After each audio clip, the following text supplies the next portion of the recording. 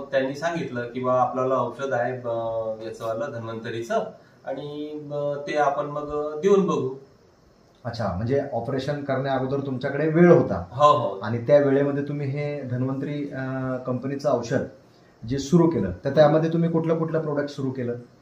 त्याच्यामध्ये आर्थोरिच आहे, आर्थोरिच प्लस, हा आर्थोरिच प्लस आहे, इमोरिच आहे, ओमेगा रिच आहे आणि कॅलरिच, डिटोमॅक्स. हा, हे सर्व प्रोडक्ट्स तुम्ही किती दिवस सुरू केलेली, किती दिवस झाले आता सुरू आहे? आता जवळपास आईला 8 महिने वगैरे झाले कंटिन्यू सगळं. अच्छा, 8 महिने झालेले. तर 8 महिने हे औषध घेऊन आता तुम्हाला काय त्याच्यामध्ये बदल दिसून आले, तुम्ही सांगा. काय तुम्हाला कसं वाटतं? खूप फरक आहे. मला जिना चढता येते, उतरता येते, बसता येते. म्हणजे खाली जमिनीवर नाही बसत, खुर्चीवर बसते. अच्छा. हा, नाहीतर तसं बसलो तरी त्रास होईल मला.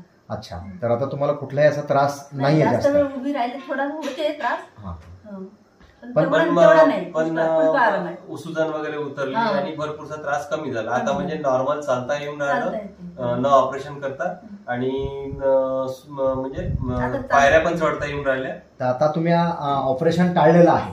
हो, आता 70% आराम असल्यामुळे आता ऑपरेशनचं आम्ही डोक्यातून काढलं. अच्छा, तर या धन्वंतरीच्या औषधापासून तुम्ही आता समाधानी? समाधानी. बरं, इतरांनाही असे टोंगळ्याचे त्रास असतात, तर त्यांना तुमचा काय सल्ला?